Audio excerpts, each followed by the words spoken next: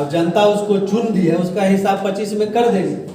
किस तरह से वो अपना भाषा का प्रयोग और उनके अपने गठबंधन के दल में आप ही लोगों के मैंने मीडिया के द्वारा एक वीडियो देखे थे न्यूज पे कि बीजेपी के जिला अध्यक्ष को इस तरह से मैंने व्यवहार करके मंच पर से भगाया जा रहा था। और जो जिला अध्यक्ष एक सम्मानित व्यक्ति होता है किसी भी दल का, उसको उस तरह से वो कर सकता है। तो मीडिया के लिए जो कर रहा है, जो अभद्र बातें बोल रहे हैं, ये तो उसका मूर्खता है, उसका प्रवृत्ति ही गुंडा किस्म का। मुंगेर जिले में लिखा गया नया इतिहास। आरजेडी के वरिष्ठ नेता गौतम बिंद ने होली मिलन समारोह पर किया गया पत्रकारों को सम्मान और स्वागत। जिले के कई गणमान्य पत्रकारों सहित मीडिया न्यूज चैनल के उच्च अधिकारियों का भी किया गया सम्मान। भारत दर्शन एक आवाज के क्षेत्रीय प्रभारी संजीव एवं कैमरामैन अमन से सीधी बातचीत में गौतम बिंद ने कहा, मीडिया ही कर सकते हैं विधायक और शासन को भी नंगा।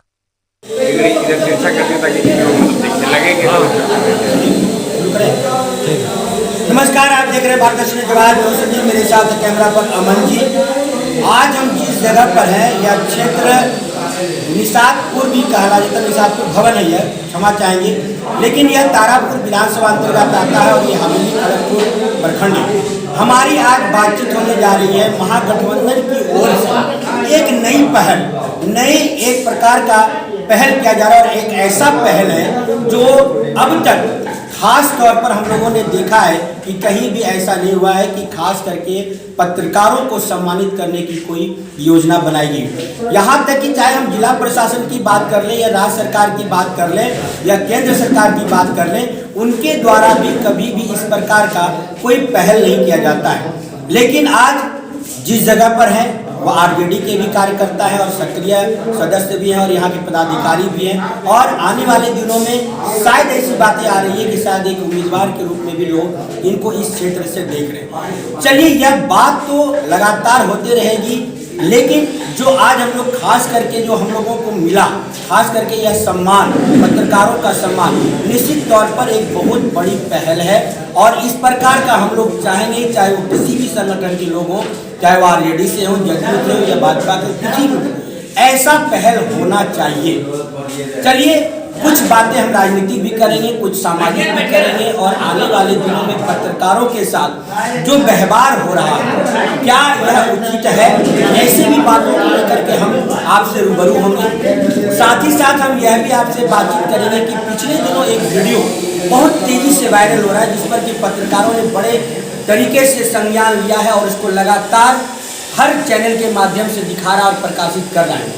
उस संदर्भ में भी उनसे बातचीत हम करने का प्रयास करेंगे कि क्या ताकत या प्रशासन का अपना ताकत या उनका अपना ताकत या उनका अपना जो रवैया है, क्या इसमें परिवर्तन होना चाहिए या नहीं होना चाहिए, या फिर ऐसे लोगों को उम्मीदवार के रूप में देखना चाहिए या देना चाहिए कि नहीं। चलिए, सबसे पहले हम बातचीत करते हैं, इनका परिचय लेते हैं, फिर आगे की इससे लंबी बातचीत हम करने का प्रयास करेंगे। क्या शुभ नाम है सर आपका? मेरा नाम शुभ नाम हुआ गौतम कुमार बिंद जी। हम आरजेडी के पिछला प्रकोष्ठ के प्रदेश उपाध्यक्ष हैं और मुंगेर जिला के जिला अध्यक्ष भी। चलिए, हमारा एक सवाल है, आपके यह ध्यान में या आपके मन मस्तिष्क में यह बात कैसे आई कि आज पत्रकारों को भी सम्मान करना चाहिए? देखिए, हमारे नेता माननीय तेजस्वी जी कहते हैं युवा जब राजनीतिक में आएंगे तो कुछ नया सोचें, उसका कुछ नया विजन हो। उसी तरह से आज जैसे हमारे नेता तेजस्वी जी ने बिहार के लिए 17 महीना में जो काम किए और 25 में चुनाव के पहले जो उन्होंने घोषणा की है, कुछ बाधाएँ की हैं, मान योजना, वृद्धा पेंशन, ये सब योजनाओं जो है ये युवाओं का ही सोच है। उसी तरह से हमें लगा, जिस तरह आज हम नेता अपने आप को कहते हैं या सामाजिक कार्यकर्ता कहते हैं, समाज की बात को सरकार के समक्ष, पदाधिकारी के समक्ष रहकर सही गलत काम करवाने के लिए हम लोग प्रयासरत रहते हैं। लेकिन इस देश को चलाने में चौथा स्तंभ जिसको कहा गया है वो मीडिया है। और आज जिस तरह से जदयू के विधायक के द्वारा जिस तरह से मीडिया बंधु को प्रताड़ित किया जा रहा है, जिस तरह से उसके साथ अभद्र व्यवहार किया जा रहा है, ये बिल्कुल गलत है। अगर मीडिया चाहे और सही मायने में मीडिया अगर जमीन पे उतर जाए तो वो सांसद भी लंगा हो जाएगा। चलिए एक सवाल हमारा और भी है। ये पिछले 2-3 दिन के बीच में विधायक गोपाल मंडल के हम के तौर पर नाम लेते हुए बात कर रहे हैं कि अश्लील बातें भी उनके द्वारा कही जा रही है, और आज भी एक उन्होंने प्रसंग भेजा है जो कि एक अश्लील और कहीं न कहीं जनता के लिए एक दुर्भावनाग्रस्त विचारधारा है। इसको लेकर के क्या कहना है? देखिए, गोपाल मंडल सर पूरे पार्टी और जदयू नीतीश कुमार भी जानते हैं, वो गुंडा है, वो विधायक नहीं है। पूरे भागलपुर क्षेत्र में जाना जाता है कि गोपाल मंडल गुंडा है, समझ गए? तो उसके बारे में क्या कहना है? अब जनता उसको चुन दी है, उसका हिसाब 25 में कर देगी।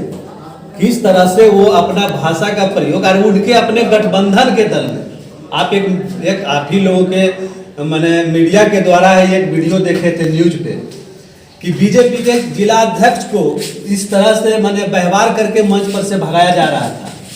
और जो जिला अध्यक्ष एक सम्मानित व्यक्ति होता है किसी भी दल का, उसको उस तरह से वो कर सकता है। तो मीडिया के लिए जो कर रहा है, जो अभद्र बातें बोल रहे हैं, ये तो उसका मूर्खता है, उसका प्रवृत्ति ही गुंडा किस्म का है। चलिए हम अब कुछ राजनीतिक संदर्भ में भी कुछ बातचीत करना चाहेंगे। आपने अभी एक सवाल रखा, विषय रखा है कि माई बहन योजना को लेकर के आप लोग जन जन तक जा रहे हैं, लेकिन कहीं ना कहीं सत्ताधारी के लोग कह रहे हैं कि एक प्रकार का प्रलोभन है। और चिराग पासवान जी का भी एक बयान अभी हाल में आया कि कहीं ना कहीं 40 साल पहले यह सब योजना नहीं थी, लेकिन आज जब उनका अस्तित्व समाप्त हो रहा है आरजेडी का, तो नई नई योजनाओं को लेकर के आमने सामने हो रहे हैं। क्या कहना चाहिए? चिराग पासवान जी हों या बिहार के मुखिया हों या बीजेपी की जो केंद्र की सरकार है, बात रही प्रलोभन की, अगर यहाँ बिहार में ये चीज़ माई बहन मान योजना प्रलोभन हो जाता है तो फिर आप दिल्ली में क्यों घोषणा करें? दिल्ली में आप अपने घोषणा पत्र में क्यों शामिल? आज लाडली बहन योजना चला रहे हैं मध्य प्रदेश में, वो क्या है? आप अगर इस चीज़ को समझ रहे हैं कि ये लुभावन के लिए है, तो फिर इस पे चुनाव आयोग को सख्ती से आना चाहिए कि आप ये ऐसा कोई प्रलोभन कोई राजनीतिक पार्टी नहीं दे सकता है चुनाव के पहले। आप करें तो बहुत अच्छा और हम करें तो बहुत खराब। हमारे नेताजी सोचे हैं, वो जो स्थिति है, विशेष करके बिहार की महिलाओं को जो स्थिति है, आज जिस तरह से रसोई गैस का दाम बढ़ा हुआ है, जिस तरह से महंगाई चरम सीमा पे है, इस स्थिति को देखते हुए हमारे नेता ने घोषणा किया कि 2500 रुपया हर एक गरीब महिला को हमारी सरकार आती है तो उनको दिया जाएगा। और ऐसा ये पहला बिहार राज्य नहीं है जहाँ की घोषणा हुआ, हमारे बगल के राज्य झारखंड में लागू हो चुका है, जिसमें हमारी पार्टी का गठबंधन उस सरकार से है जो सरकार झारखंड में चल रही है। आप दिल्ली में आप घोषणा किए, आप दिल्ली में दीजिए ना, उसके पहले केजरीवाल जी दे रहे थे। आप घोषणा कीजिए, आप दीजिए। अगर आपका जुमला है तो आप कहिए कि जुमला है। चलिए एक सवाल हमारा और भी है। आपने गठबंधन की बात करी है, महागठबंधन की बात कर रहे हैं, लेकिन तेजस्वी यादव जी ने जो है स्पष्ट तौर पे कह दिया था लोकसभा चुनाव के बाद ही कि यह गठबंधन सिर्फ लोकसभा चुनाव को देखते हुए किया गया था। तो क्या आगामी दिनों में ऐसा लगता है कि 242 सीटों पर स्वतंत्र रूप से जो आरजेडी चुनाव लड़ने जा रही है? देखिए, मेरे नेता जो कहे कि वो लोकसभा तक था, कुछ परिस्थिति ऐसी थी, कुछ दल के साथ ऐसा परिस्थिति था, दूसरे सब राजा। लेकिन विशेष करके बिहार की जो परिस्थिति है, यहाँ महागठबंधन में जो भी अभी 5-6 दल हैं, वो सब एकजुट हैं और एकजुटता के साथ बिहार में चुनाव लड़ा जाएगा। और हम लोग 2025 में युवा तेजस्वी को बिहार का मुख्यमंत्री बनाने के लिए तत्पर हैं और जन जन तक माई बहन मान योजना को, वृद्धा पेंशन बढ़ाने की योजना को, दिव्यांग पेंशन बढ़ाने की योजना को लेकर और युवा बेरोजगार को रोजगार, सरकारी नौकरी दिलाने के संवाद को हम लोग घर घर पहुँचा रहे हैं। और इसको पहुँचाकर हम लोग बिहार में सरकार बनाएंगे, इसकी हम लोगों को पूरा भरोसा है। चलिए एक और भी विषय ग्रामीण क्षेत्रों से भी आ रहा है और आपके विधानसभा क्षेत्र से भी आवाज़ उठ रही कि आगामी 2025 का जो चुनाव होने जा रहा है उसमें एक उम्मीदवार के रूप में लोग आपको देख रहे हैं, क्या कहते हैं? देखिए सर, उम्मीदवार के रूप में हम भी एक कार्यकर्ता हैं, आरजेडी के एक सिपाही हैं, और मेरा भी इच्छा है कि अगर पार्टी हमको उम्मीदवार बनाती है तो हम भी अपने मजबूती के साथ लड़ेंगे।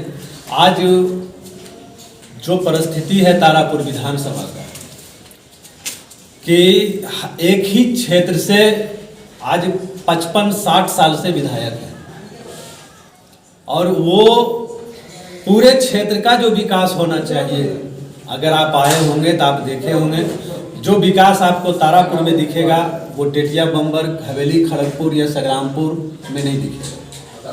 तो हम विशेषकर तारापुर के जनता से भी ये कहना चाहते हैं कि बहुत बार आपने बहुतों को टाइम दिया, एक बार हमें भी मौका दीजिए।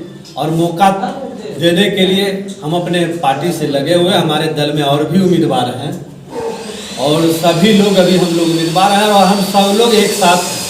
हम लोग को कहीं कोई बुराई नहीं है। हमारा सीधा कहना है कि जिस भी विधानसभा में हमारे महागठबंधन का जो भी सिपाही कार्यकर्ता चुनाव लड़ने की तैयारी कर रहे हैं वो सभी सक्षम है, वो कर सकते हैं।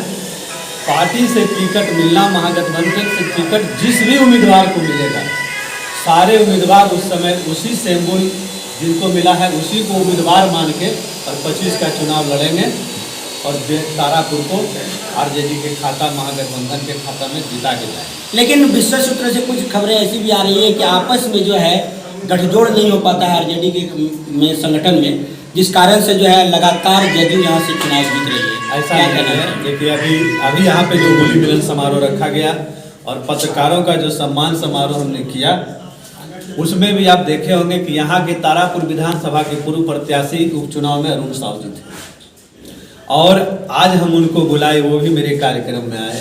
तारापुर में वो भी कार्यक्रम किए थे, हम भी गए थे। जितेंद्र कुशवाहा भी जी हैं, वो भी कार्यक्रम करते हैं, हमको बुलाते हैं, हम उनके यहाँ जाते हैं, वो मेरे यहाँ थे। हमारे यहाँ महागठबंधन के जितने उम्मीदवार हैं हम लोग सब एक जगह हैं और जिसको भी टिकट मिलेगा सब लोग हम लोग एक साथ होकर उसके साथ खड़ा रहेंगे और चुनाव जिताने का काम। चलिए 14 तारीख को पूरा देश रंग विभोर हो जाएगा, इसको लेकर के आप पूरे विधानसभा क्षेत्र के लोगों को, प्रदेश के लोगों को या जिला के लोगों को क्या संदेश दें? देखिए होली जो है साल भर में एक बार आती है और ये भाईचारा, एकता का संदेश देती है। आपस में थोड़ा बहुत अगर कुछ मनमुटाव भाई परिवार या क्षेत्र में हो भी जाता है, ये होली में आके सबको दूर कर देना चाहिए और शुद्ध मन से होली खेलना चाहिए। किसी प्रकार का कोई उपद्रव नहीं करें, ना ही किसी प्रकार का कोई गलत नशा का सेवन करके आप जो है समाज में बर्बाद का प्रति मत फैलाइए।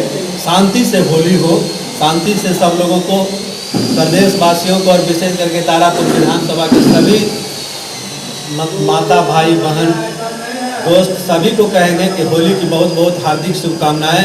आपका दिन शुभ हो और होली शुभ शुभ कटे। जय हिंद, जय भारत। नमस्कार, हमारी बातचीत हो रही थी। नमस्कार, हमारी बातचीत हो रही थी यहाँ आरजेडी के हैं और जो इन्होंने इनके साथ हमने कई प्रश्न रखे, कई विषय हम लोगों ने रखा था। खास करके हम लोगों ने विधायक गोपाल मंडल जी के संदर्भ में एक बहुत महत्वपूर्ण विषय हम लोगों ने रखा था, जहाँ पर इन्होंने स्पष्ट तौर पे कहा कि उनका जो क्षेत्र है, उनका जो कार्य क्षेत्र है या उनका जो अपना रहन सहन है, वही जो है पूर्व से गंदा रहा है, जिस कारण से आज ऐसी स्थितियाँ उत्पन्न हुई है। बहुत सी बातें हो गई, ज़्यादा हम अब इसमें समय आपसे नहीं लेंगे। चलिए हम अपने संवाद को देते हैं विराम। वापस स्टूडियो की ओर, नमस्कार, धन्यवाद।